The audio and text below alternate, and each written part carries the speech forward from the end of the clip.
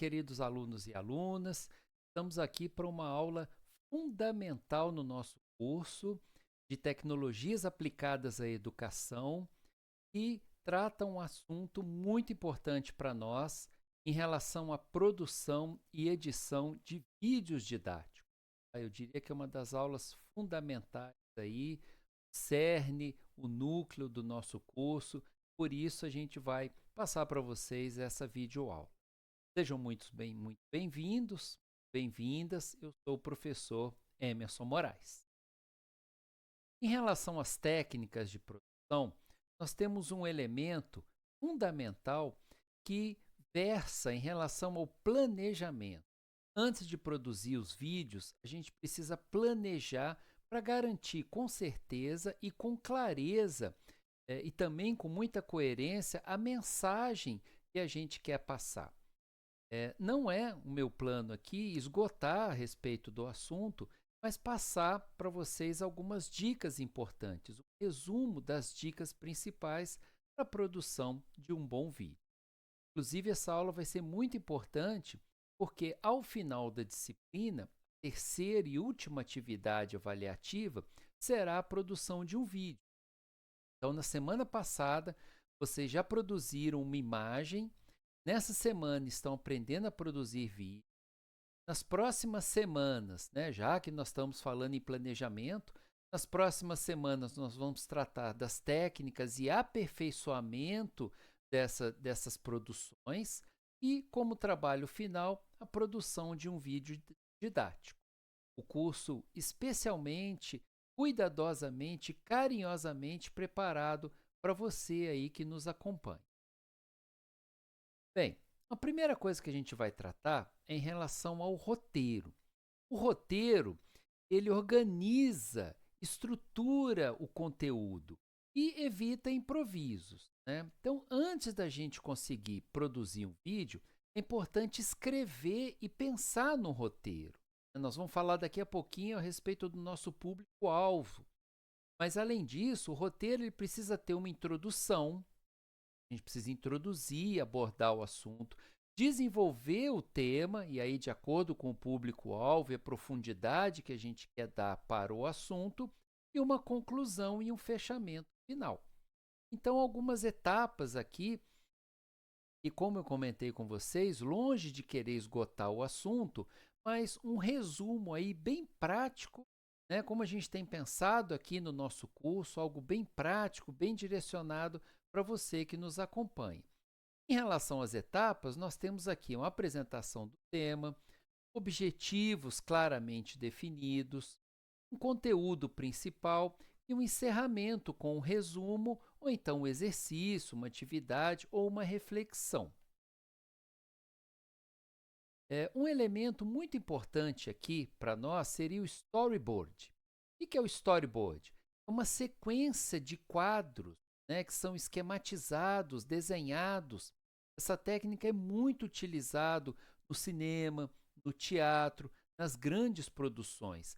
Seriam os quadros que vão compor aquela cena, aquele capítulo, aquele ato, e que representa uma parte do vídeo. Então, o que tem de importante no storyboard? Ele indica ali, passo a passo, o que vai ser mostrado na tela, quais imagens, textos, gráficos, que vai ser dito pelo narrador ou pelo professor, no nosso caso. Eu já preparei aqui um storyboard e depois eu transformei nessa apresentação para a gente conseguir estruturar a nossa aula para vocês entenderem, conseguirem aprender da melhor maneira possível. Os movimentos de câmeras ou transições, nesse caso eu estou aqui filmando para vocês a partir do notebook, do meu notebook, e estou com um quadro aqui embaixo, deixando o texto posicionado na maior parte para vocês. E os recursos adicionais, algum efeito especial, alguma trilha, animação, inserção de imagens e assim por diante. Então, nós começamos a falar a respeito de planejamento. E o storyboard é justamente como se fosse o projeto da nossa apresentação.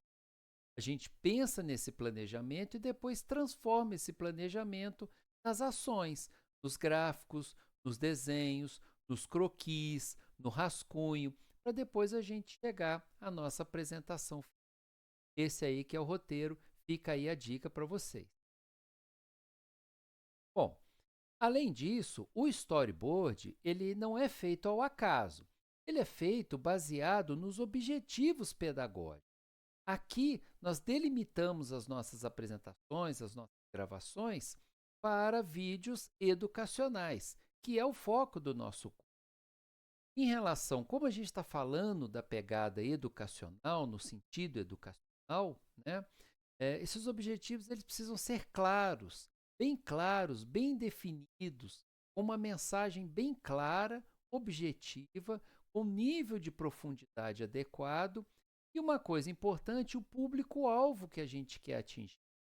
Eu, inclusive, é muito comum nas orientações de TCC, eu oriento trabalhos também de conclusão de curso, da graduação, da pós-graduação, e é muito importante a gente, quando começa uma introdução, quando a gente começa a apresentar um trabalho, a gente posicionar o público-alvo do ponto de vista onde a gente quer mandar a nossa mensagem. Se a gente está falando de um trabalho para os leigos, né, a gente tem que começar com os conceitos mais básicos. Se ninguém nunca viu um determinado assunto. Se eu já estou falando para uma banca de especialistas, então eu posso começar com um nível de profundidade maior. E assim por diante. Isso aqui é uma dica muito importante. Pode parecer algo muito óbvio, muito simples, mas é fundamental situar o nosso público-alvo do ponto aonde a gente quer partir para desenvolver a nossa ideia, nosso conceito e apresentar os nossos trabalhos. Bem, em relação a tempo e segmentação, não adianta também a gente produzir grandes vídeo, né? Tempo ele precisa ser curto, precisa ser um tempo resumido. A gente está falando de 5 a 10 minutos, mas pode exceder um pouco mais, né? Agora, aulas muito grandes, 30, 40, 50 minutos, mais de uma hora, elas já não surtem o efeito necessário. Tanto é que o nosso encontro da semana passada, espero que todos tenham participado, né? Ela foi programada para um bom momento de uma hora. E essa videoaula também é um resumo também, não tem a pretensão de exceder a esse tempo. Quanto mais a gente conseguir otimizar o tempo, a gente aumenta a retenção e o foco dos nossos alunos, né? Inclusive, não só nas aulas à distância, nas próprias aulas presenciais também. É importante a gente alternar, a gente intercalar um pouco de teoria com um pouco de prática também, uma mão na massa, ainda mais para disciplinas um pouco mais teóricas. Quanto mais mão na massa, exercícios, desenvolvimento a gente conseguir trazer para os nossos alunos, melhor e mais sedimentado vai ser a nossa aula e o respectivo aprendizado. Em relação às ferramentas de edição, gente, olha, nós temos inúmeras ferramentas que podem ser utilizadas. Aqui eu trago para vocês um quadro resumo com as principais ferramentas de mercado. E ferramentas, gente, trabalho muito com o pessoal da tecnologia, muito com a área de dados, banco de dados, sistemas de apoio à decisão, gerenciamento de projetos, metodologias ágeis, né? É muito na área onde eu atuo. Eu sempre falo com os meus meninos, carinhosamente chamando aqui de menino. Ferramenta é a que você melhor conseguir se adaptar. A que melhor for conveniente para você vai ser a melhor ferramenta. Aqui eu não vou restringir a você, eu vou dar algumas oportunidades, algumas opções, algumas portas de entrada e de atuação. Mas fiquem à vontade, vocês têm total liberdade para trabalharem com as ferramentas que quiserem. E também nós temos ferramentas aqui que são pagas, né, ferramentas mais profissionais, ferramentas mais caras, no caso aqui da primeira, do Adobe Premiere, né, para o nível mais avançado de edição de imagens, vídeos, ali para os designers, para o pessoal mais inserido no ramo, até ferramentas mais simples, né, o OpenShot, o Shotcut, são ferramentas mais tranquilas, mais fáceis da gente conseguir trabalhar com elas. Então aqui a gente tem as diversas plataformas, né? Uma coisa importante também, nós temos ferramentas que são baseadas em desktop, em computadores, né, de mesa, notebooks, desktops, né, estações de trabalho. E nós também temos ferramentas que são usadas nos celulares. Todas funcionam da melhor maneira possível. Todas têm o seu lugar, a sua colocação e os recursos que podem muito bem ser utilizados. Use a ferramenta que melhor lhe convier. Tá? E aqui vai uma dica. Se você tiver uma oportunidade de ter um computador em casa, no seu trabalho, na sua escola ou até num polo, né, importante, num ponto de apoio importante, você pode usá-lo sem problema. Agora, nos últimos anos, as ferramentas voltadas para celulares cresceram muito de funcionalidades e trazem verdadeiros serviços profissionais que a gente pode também utilizar. Então, aqui vai uma dica: pode usar qualquer ferramenta que seja melhor para vocês se sentirem mais confortáveis. Nós não vamos exigir essa ou aquela ferramenta. Então, como vocês podem ver, nós temos aqui desde o Adobe Premiere, né, para um nível mais avançado, uma ferramenta paga, uma ferramenta mais profissional, perdão, até o OpenShot ou o Shotcut, que são ferramentas mais simples, baseadas em navegação, que você acessa pela internet, não precisa baixar nada, nenhuma licença, consegue também resultados bem satisfatórios. Vejam, pesquisem e usem a ferramenta que melhor convier. Um outro ponto importante também: existem só essas ferramentas? Não, existem muitas outras. Eu poderia passar aqui telas e telas e telas de ferramentas das mais diversas. Essas são algumas das principais. Se você tem familiaridade, conhece ou deseja conhecer e utilizar alguma outra, fique à vontade. Você vai ter total liberdade para isso. Bem, para a gente já partir para finalizar aqui a nossa aula, para a última parte, algumas técnicas de gravação e edição também de vídeo que vão ajudar a gente nessa nossa trajetória e nessa nossa caminhada. Primeira coisa importante, que é muito importante, é preparar o nosso ambiente.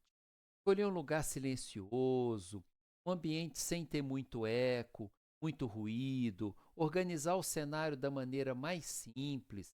E aí, gente, eu já vou me entregar aqui para vocês, né? Casa de ferreiro, espeto de pau. Eu não estou gravando essa aula aqui num cenário dos mais adequados. Eu estou gravando aqui em casa, né? Com as minhas ferramentas, com a minha estrutura. Não é uma estrutura profissional. Eu estou utilizando aqui para vocês saberem um software, que é o OBS Studio, que é outra ferramenta muito interessante também. Lembra aquela questão de ferramentas? Já estou acostumado a trabalhar com ela, acho ela excelente e utilizo muito para gravação e para transmissão de broadcast, lives e aulas ao vivo. Tá? Mas não estou no ambiente ideal. Okay? De qualquer forma, escolhi um lugar silencioso, estou com uma estrutura aqui de vídeo, de áudio aqui bem adequada, onde eu vou conseguir passar e espero a minha mensagem. Mas organize o cenário de forma simples, nada de muitas cores, de muitos efeitos, deixe o mais simples. Nesse caso, vale a velha dica: menos é mais. Uma vez preparado o ambiente, a gente parte então para a questão da iluminação. A gente pode utilizar a iluminação frontal, suave, luz indireta, luz lateral. Evite uma iluminação muito forte, evite uma iluminação que roube a sua cena. Aqui no meu caso, eu estou com uma iluminação superficial, tá? Eu não estou muito contra a luz, mas eu estou com uma iluminação aqui na sala, tá? Superficial, de forma que vocês consigam aí me. Lembrando que o objetivo principal não é você ver, a gente fazer uma mescla e eu conseguir passar aí a mensagem. De qualquer forma, a iluminação é algo realmente muito importante, principalmente, pessoal, da fotografia. utiliza e sabe utilizar muito bem isso. Na parte de áudio, gente, a gente tem algumas opções também com microfones externos. No caso, eu estou utilizando aqui um headset de boa qualidade e com o microfone aqui, não estou na lapela, mas ele faz parte do equipamento do headset. Mas existem também microfones externos que podem ser usados, microfones frontais, microfones aqui na parte de cima, que o pessoal de telejornal utiliza bastante, microfones na lapela, que ficam presos aqui na lapela, onde a pessoa fala, fica perto aqui da voz, para captar o som da melhor maneira possível.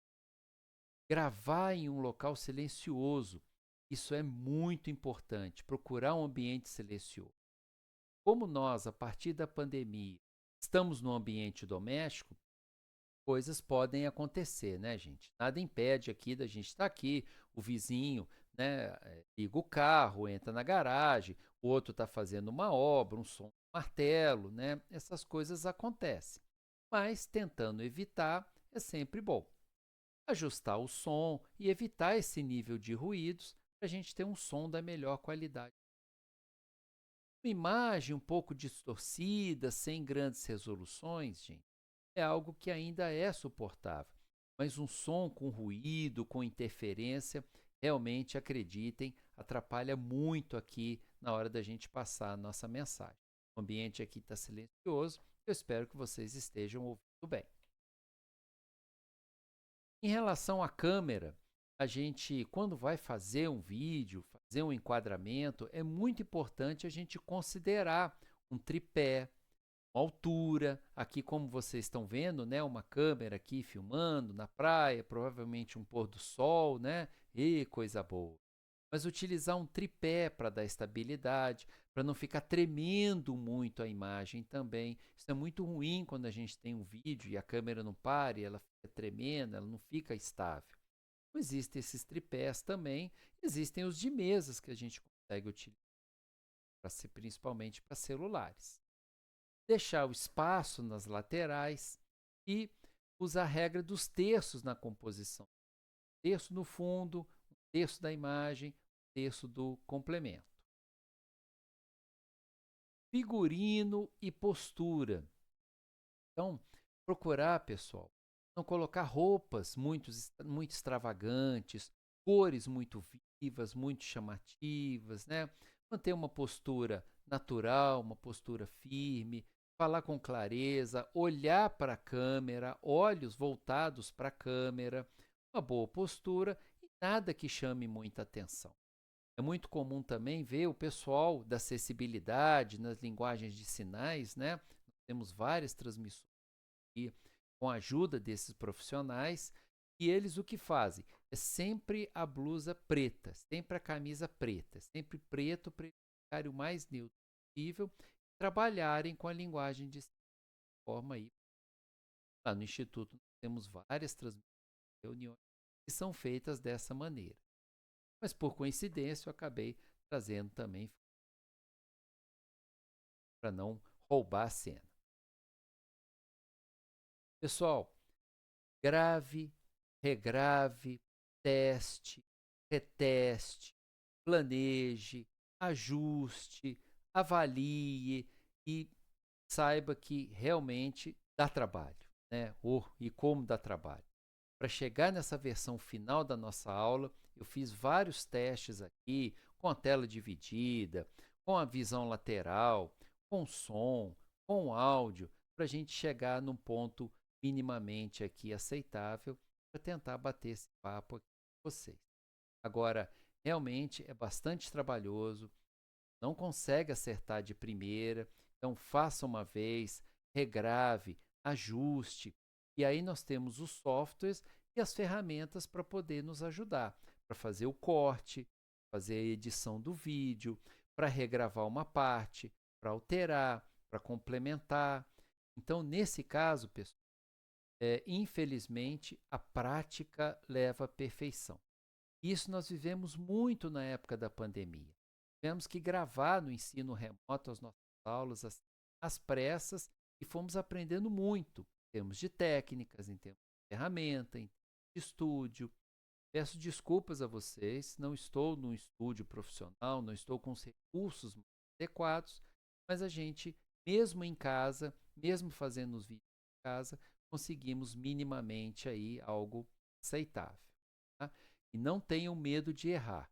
Façam, gravem, testem, refaçam e vocês vão chegar no resultado aí que vai bombar.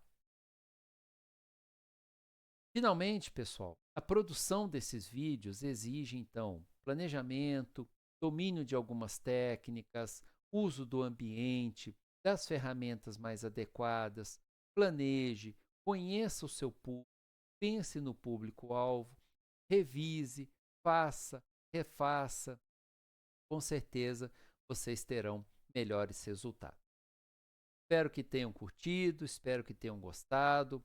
Como eu comentei com vocês, né, a questão do público-alvo não é o objetivo esgotar o assunto, cada item desse é um mundo de possibilidades, mas aqui a gente procurou repassar aqui ou passar um resumo dos principais tópicos, das principais técnicas, do que está envolvido aqui na produção dos vídeos, ok?